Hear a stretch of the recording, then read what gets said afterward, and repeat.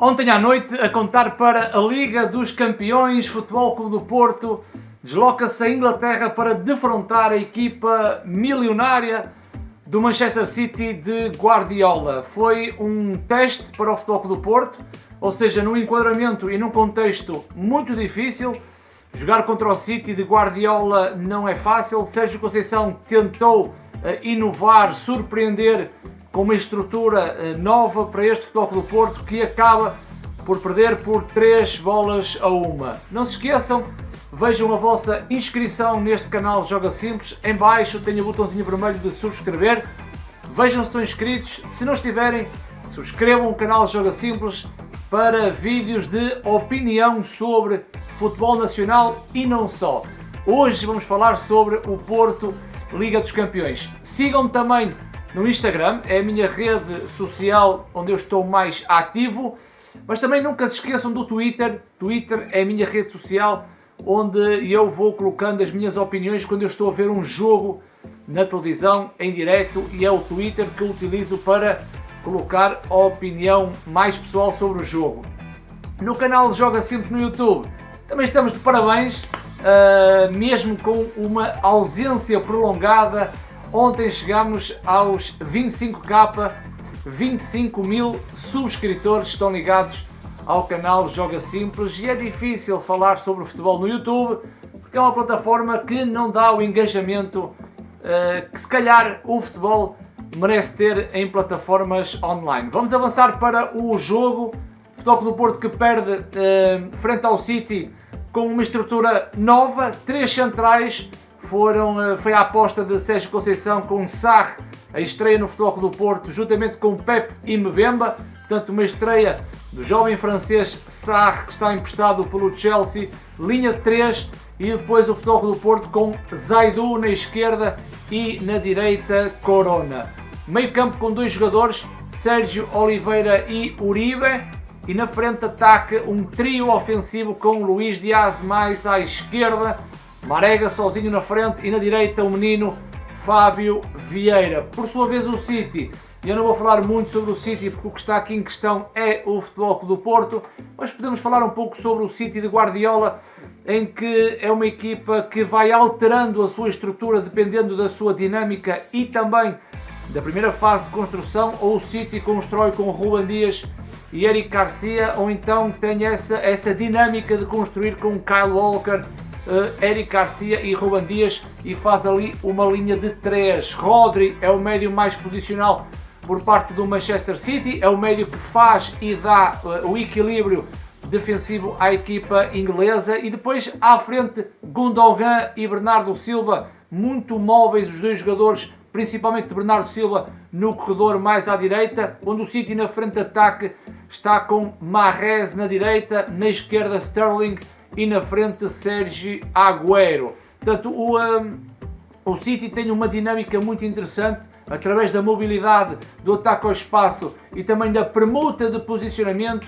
Vai alterando a sua dinâmica e a sua estrutura mediante aquilo que a equipa necessita para o contexto. Muitas vezes Sterling juntava-se a Agüero, muitas vezes Cancelo funcionava quase como extremo na equipa do City quando o Sterling vinha para o centro do terreno.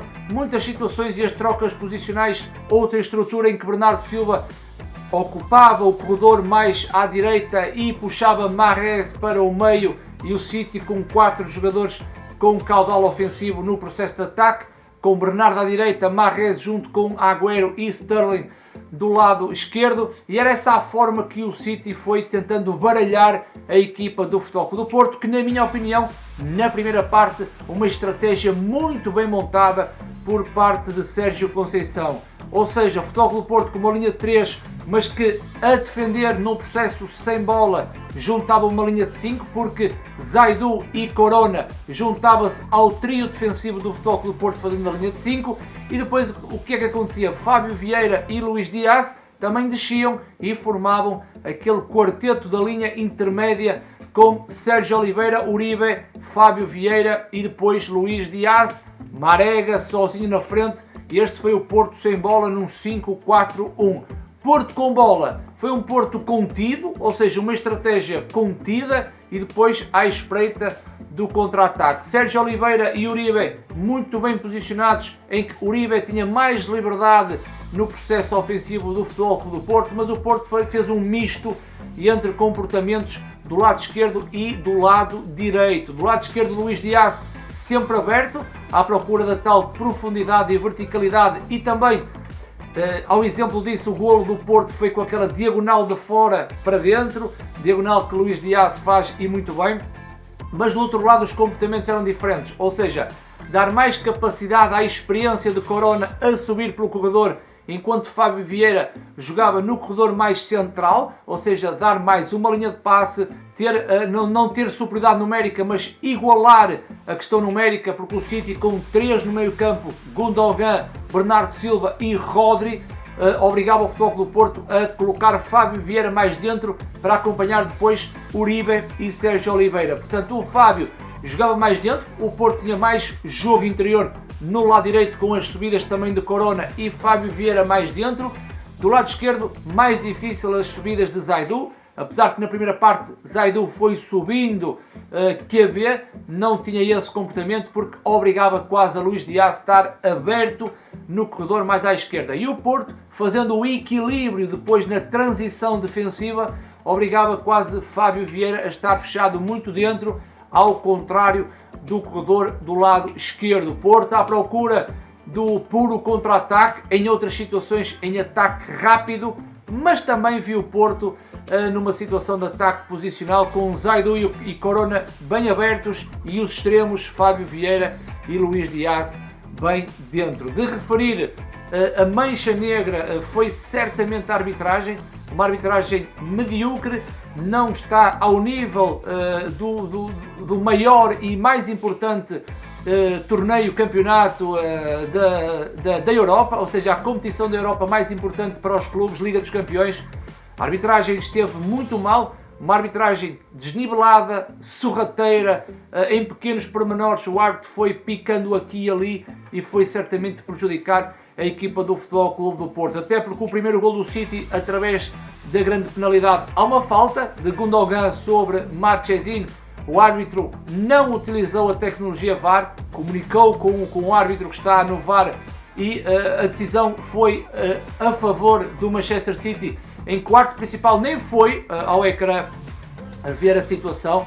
E depois o segundo golo, ontem à noite, quando eu estava a streamar juntamente com o meu público na outra plataforma, que eu não posso dizer o nome porque senão perco o engajamento aqui no YouTube, vi a repetição várias vezes e para mim o Fábio não faz falta, que dá o segundo golo para o Manchester City, livre direto de Gundogan. Portanto, várias incidências em que eu não gosto de falar da arbitragem, mas que faz parte do jogo, portanto faz parte do jogo, mas eu não gosto de falar, até porque não tenho e nem fui instruído, nem tenho conhecimento sobre as leis do jogo, eu não gosto de falar da arbitragem, mas que ontem à noite foi uma incidência dentro do próprio jogo que condicionou claramente o jogo do Futebol Clube do Porto, porque depois do 2-1, o segundo gol do City, acho que o Porto animicamente foi abaixo e também acho que Sérgio Conceição deveria ter desfeito a linha de 3 após o segundo golo do Manchester City e ir à procura de algo mais